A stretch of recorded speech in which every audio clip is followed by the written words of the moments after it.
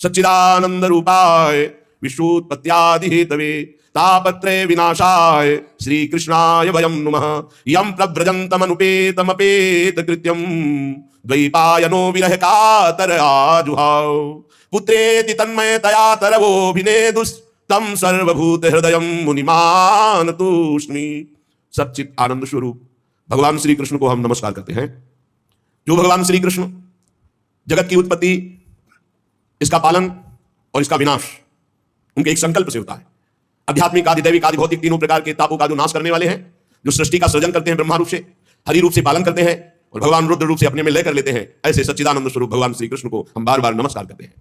और महामहिम परमहंस शिरोमणि श्री सुखदेव जी को नमस्कार करते हैं, क्योंकि अभी प्रकट ही हुए है, कोई संस्कार भी नहीं हुआ, न यज्ञोपवीत संस्कार, न लौकिक वैदिक कोई अनुष्ठान का अवसर नहीं दिया। गर्भ से निकलते ही नाल छेदन भी नहीं हुआ महाराज का। ऐसे महान वैरागी गर्भ से निकलते ही चल दिए, जिनके पीछे पीछे श्री कृष्ण द्वैपायन भगवान व्यासदेव जी हा पुत्र बेटा तुम कहां जा रहे हो, एक शब्द नहीं बोले। इतनी तन्मयता है ब्रह्म तत्व में कि वृक्षों से निकल रहा है सुकोहम सुकोहम सुकोहम। जो ऐसे समस्त भूत प्राणियों में विराजमान भगवत स्वरूप परमहंस शिरोमणि श्री सुखदेव जी महाराज है, उनके चरणों में कोटिशाह प्रणाम नमस्कार करते हैं। एक बार नैमिषारण्य में, बड़ा पावन क्षेत्र है नैमिषारण्य, बड़े भजन के परमाणु हैं। 88,000 ऋषि और श्री शौनक जी उनके मुखिया है। 88,000 ऋषियों में सब विराजमान हैं और मंचाधीन श्री सूत जी महाराज हैं। तो सूत जी महाराज को 88,000 ऋषि और उनके मुखिया शौनक जी प्रणाम करके नमस्कार करके बोले। शौनक जी ने कहा, सूत जी आपके वचन जब निकलते हैं तो उनसे हमारे अज्ञान अंधकार का नाश होता है। अज्ञान ध्वांत विध्वंस कोटि सूर्य समप्रभ सूताख्यायी कथा सारम मम कर्ण रसायनम भक्ति ज्ञान विरागातो विवेको वर्धते महान माया मोह निरासस्य वैष्णवैः क्रियते कथम। हे सूत जी महाराज, आपके वचन करोड़ों करोड़ों सूर्यों के समान है, क्योंकि अज्ञान अंधकार का नाश कर रहे हैं। जब आप भगवान की चर्चा कहते हैं तो हमारे कानों में ऐसा लगता है अमृत रस। जो हम बड़ी बड़ी यज्ञ करके आनंद प्राप्त नहीं कर पाए, आपके श्रीमुख से भगवत चर्चा सुनकर वो आनंद वर्तमान में मुझे प्राप्त हो रहा है। भक्ति, ज्ञान और वैराग्य से प्राप्त होने वाले महान विवेक की वृद्धि किस प्रकार से होती है, ये हम आपसे पूछते हैं। विवेक ये बहुत समर्थ परमार्थ का शुभट है। जिसके पास विवेक है वो माया को रौंद कर परास्त करके निश्चित परम पद को या ब्रह्मबोध तत्व ज्ञान जो चाहे वो प्राप्त करो। विवेक, भक्ति, ज्ञान, वैराग्य से प्राप्त होने वाले महान विवेक की कैसे प्राप्ति होती है, कैसे वृद्धि होती है। ये वैष्णवजन भगवान की दुरंत माया मोह से अपना कैसे पीछा छुड़ाते हैं। ये घोर कलिकाल है, इसमें जीव की प्रायः स्वाभाविक आसुरी प्रवृत्ति होती है, राक्षसी प्रवृत्ति। भूमि पर ढावर पानी, निर्मल जल आकाश से जैसे गिरा, पृथ्वी में गिरते ही धूल दूषित मलिन हो गया, ऐसे ही तिम जीव ही माया लपटानी।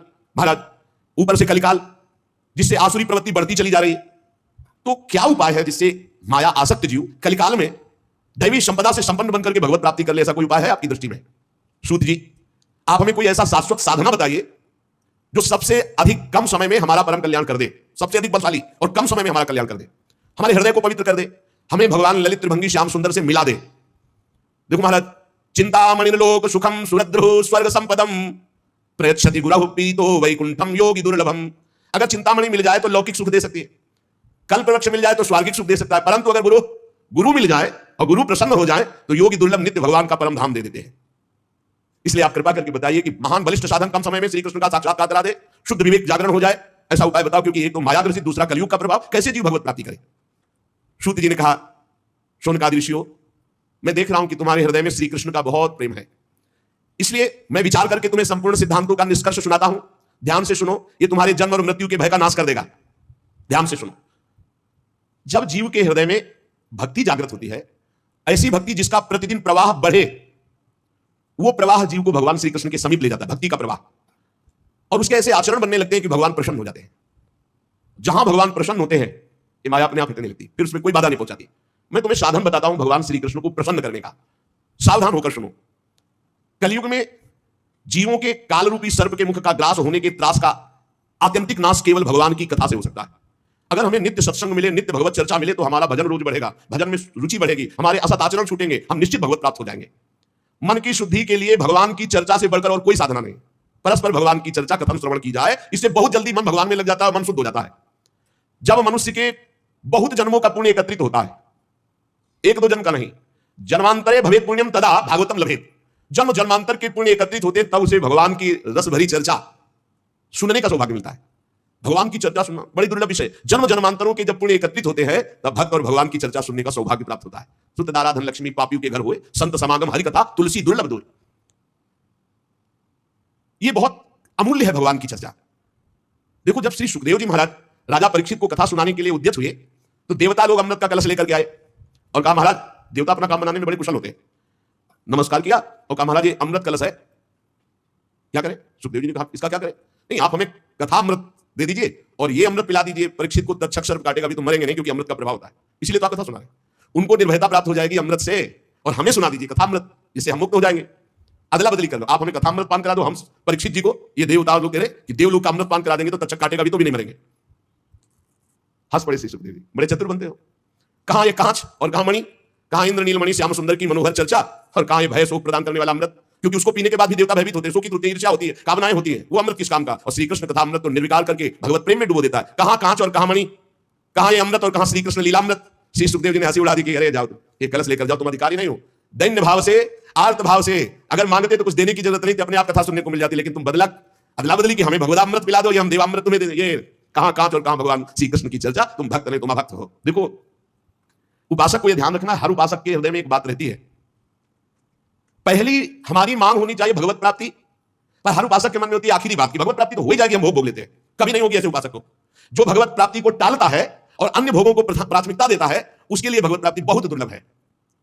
एक भक्तमाल जी में प्रसंग आता है, एक बहुत बड़े सिद्ध महापुरुष के पास एक कथा सुनाने वाले, महाराज हमने श्रीमद् भागवत कथा का ज्ञान प्राप्त किया है गुरुजनों से, तो वो आपको सुनाना चाहते हैं। उनका अहोभाग्य, भगवान की असीम कृपा, आप कथा सुनाएंगे। 7 दिन भगवत चर्चा सुनी, इसके बाद कहा कथा सुनने के बाद कुछ भेंट देनी चाहिए, बोलो आप क्या चाहते हो।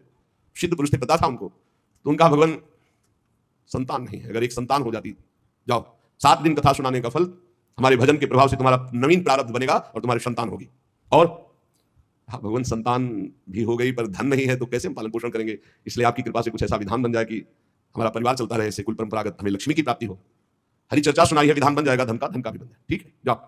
और कुछ भगवान की थोड़ी भक्ति भी है, चुप, पहले संतान, दूसरे में धन और तीसरे में भक्ति, कदाप तेरे को भक्ति प्राप्त नहीं हो सकती। जाओ, संतान होगी, संपत्ति मिलेगी, भक्ति नहीं। अगर पहले बोले होते पहले नंबर में कि भगवान की भक्ति और आप प्रभु संतों का भोग लगे, ठाकुर जी का भोग लगे, इसके लिए नाथ, और प्रभु कोई संत सेवा करने वाला हमारे कुल में भी हो जाए, सब हो जाता, पहले भक्ति, लेकिन भक्ति सबसे पीछे नहीं।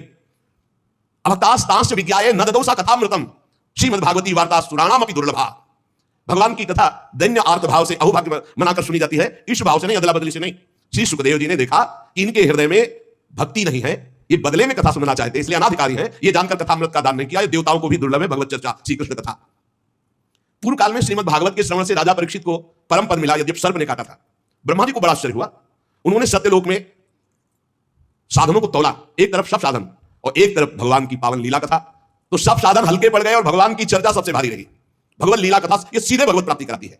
रत्नावती जी ने कोई और साधन नहीं किया, केवल दासी के मुख से भगवत चर्चा, ब्राह्मण पत्नियों ने मथुरा, कोई और नहीं, गोपी जनों ने और कोई, परस्पर भगवत चर्चा, भगवत गुणानुवाद, बड़ी दिव्य अवस्था।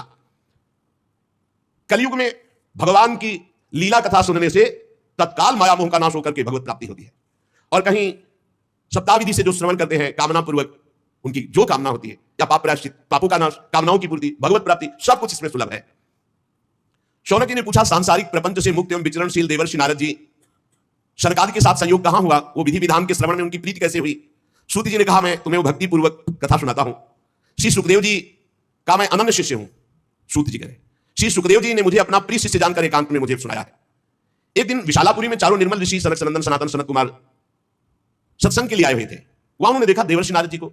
शनकादि ने देवर्षि नारद जी के दर्शन से ही प्रश्न उत्पन्न हो गया और कहा, भगवान के भक्त का मुख उदास नहीं होता, तुम्हारा मुख उदास क्यों है? भगवान के भक्त का मुख उदास नहीं होता, उदास का कोई विशेष कारण होता है। आपका चिंतातुर होना, उदास होना और आपका जल्दी जल्दी चलना, इन तीनों बातों से मुझे लग रहा है कि कुछ ना कुछ विशेष बात है। क्योंकि भक्त गजराज की चाल चलता है, मस्त भगवत चिंतन परायण। भक्त का मुख प्रसन्न होता है, वो चिंता शोक से मुक्त होता है। नारद जी को उदास देखकर, चिंतातुर देखकर और जल्दी जल्दी आते हुए देखकर कहा, आपका आगमन कहां से हो रहा है? आप इस समय जो व्याकुल है, इसका मतलब कोई समस्या है। इसलिए अनासक्त पुरुष की ऐसी स्थिति किसी विशेष समस्या से होती। वो क्या समस्या है? देवर्षि नारद जी से शनकादि ने पूछा। नारद जी ने कहा, महाराज मैं सर्वोत्तम लोक पृथ्वी लोक को इसलिए मानता हूं कि यहां बड़े बड़े महाभागवत भगवान के भजन करने वाले हैं। तो मैं पृथ्वी लोक में आया, यहां पुष्कर, प्रयाग, काशी, गोदावरी अर्थात नासिक, हरिद्वार, कुरुक्षेत्र, श्रीरंग, सेतुबंध, कई तीर्थों में मैं विचरण करता रहा, लेकिन मुझे इन सब तीर्थों में जाने पर जो शांति चाहिए वो नहीं मिली। क्यों? क्योंकि इस समय अधर्म के सहायक कलयुग ने सारे तीर्थों में अपना प्रभाव फैला रखा है। मैंने तीर्थों में देखा, देवर्षि नारद जी कह रहे, सत्यम नास्ति तपः शौचम दया दानम न विद्यते उदरम भरणो जीवा वाराकाः कूट भाषणम। सत्य नहीं रह गया, तपस्वी, शुद्ध तपस्या, जो बाहर भीतर की पवित्रता, दया, दूसरों के सुख के लिए दान, ये सब जा रहा है कलयुग का प्रभाव। बेचारे जीव केवल कैसे पेट पालन हो, सब असत्यभाषी हो रहे हैं, असत्यभाषी। देवर्षि नारद जी कह रहे, कोई बिरला भगवान का आश्रित जो भगवत मार्ग में निरंतर चित्त को जोड़े हुए उसी के ऊपर कलयुग का प्रभाव नहीं तो कह रहे हैं कि सब असत्य भाषण और आलसी, मंदबुद्धि, भाग्यहीन, उपद्रव करने वाले, उद्दंडता करने वाले। और आगे कह रहे बहुत देवर्षि नारद जी बोल रहे, इसलिए हम कह रहे कि जो बोल रहे बहुत शुद्ध बोल रहे। कह रहे मंदा सुमंद मतयो मंद भाग्या उपद्रुता पाखंड निरता संतो विरक्ता सपरिग्रह। जहां जहां तीर्थों में गए, कोई बिरला ऐसा है जो अपने सही मार्ग में चल रहा है, दंभ और पाखंड का बोलबाला है। सब प्रकार का परिग्रह स्वीकार किया जा रहा है। जब गृहस्थों की तरफ देखा तो घरों में स्त्रियों के जो भाई होते हैं ना, वही सलाहकार हैं। देवर्षि नारद जी बोल रहे हैं कलयुग का प्रभाव। तरुणी प्रभुता गे हे श्याल को बुद्धिदायका, श्री सदगुरु बुद्धिदायका। कलयुग में नहीं, तरुणी प्रभुता गे हे श्याल को बुद्धिदायका। और बोले लोभ से कन्या विक्रीणो लोभा दंपति नाम कलकनम। इस कलयुग ने ऐसी दुर्गति कर दी है, क्रय विक्रय सामान वस्तुओं की किया जाता है कि लड़का किया जाता है, तुम्हारी लड़का उसके लड़की हो, बेचारे की जितनी श्रद्धा होगी वो देगा ही। ये दहेज मांगना, दहेज लेना इच्छा से युक्त होकर नहीं, हमारे पूर्व से चला रहा है। कन्या वाला जितनी सामर्थ्य होती है खूब भावपूर्वक वर पक्ष को देता रहा है, उसका भाव रहा है, लेकिन वर पक्ष मांग करके वैसे घर में नहीं, साइकिल नहीं, लड़का मोटरसाइकिल के लेकर काफी चले, दुल्हन भी ले, केवल तुम लड़का हो इसलिए, और वो पढ़ लिख करके घर परिवार से आपके पास आ रही है, पूरी जीवन आपकी सेवा करेगी। तुम्हें ये नहीं समझ में आ रहा, तुम्हें चाहिए कमा करके। हमें तो लगता है कि कार वगैरह व्यवस्था तो देनी चाहिए लड़की वाले को, कि हमारे कुल चलाने के लिए लड़की दी, तुम्हें कभी कोई कष्ट ना पड़े। लड़की वाला बेचारा देता है ऊपर से और वो मांग करते हैं। स्त्री पुरुष फिर भी आपस में कलह, बड़ा विचित्र। महाराज देवर्षि नारद जी संकाप से कह रहे, महात्माओं के आश्रम में गया, तीर्थों में गया, पावन नदियों में गया, यहां सब दुष्टों ने देवालयों को नष्ट कर दिया। कलयुग का ऐसा प्रभाव हो रहा है कि शुद्ध योगी मिलना, सिद्ध मिलना, सिद्ध ज्ञानी मिलना, सिद्ध भक्त मिलना, सिद्ध सत्कर्मी मिलना बड़ा कठिन हो रहा है। न योगी नहीं सिद्धो वा न ज्ञानी सत्क्रियो नरा कलिदावा नले नाद्य साधनम भस्मताम गतम। भ्रष्टाचार फैला रहा है कलयुग, सारे साधन इस समय कलि रूपी दावानल से भस्म हो रहे हैं। हमने देखा कि बाजारों में अन्न बिकने लगा है, पहले अन्न नहीं बिकता था। देवर्षि नारद जी कह रहे कैसा कलयुग का प्रभाव बढ़ गया है। अट्टशूला जनपदाः शिवशूला दुजातयः कामिन्यः केशशूलिन्यः संभवन्ति कलाभिः। दुजातयः जो विप्रजन है, वो पैसा लेकर के वेद पढ़ाते हैं, तो फिर परिवार कैसे चले? नहीं, वेद पढ़ाते थे वो तो गुरु दक्षिणा में या कार्य की पूर्णता में जजमान तो खुद देता था, मांगने को नहीं कहा गया। गोस्वामी तुलसीदास जी ने कहा बेचहि वेद धर्म दुहि ही। पैसा तय करके वेद का पाठ करना या शास्त्रों का श्रवण कराना, ऐसा निषेध कलयुग का प्रभाव है। देवर्षि नारद जी कह रहे शास्त्रम प्रमाणम कामिन्यः केशशूलिन्यः संभवन्ति कलाभिः। इस कलयुग ने ऐसा भ्रष्टाचार मचा दिया कि चरित्र बेच करके लोग जीवन यापन करना चाहते हैं। बड़ा विचित्र है। बोले चरित्र बेच करके उदर पोषण करने की वृत्ति, ऐसा दिमाग। नौकरी मिल जाए, रुपया मिल जाए, पद मिल जाए, चरित्र चला जाए, उसका कोई महत्व नहीं। ऐसा कलयुग बुद्धि को भ्रष्ट कर देता है।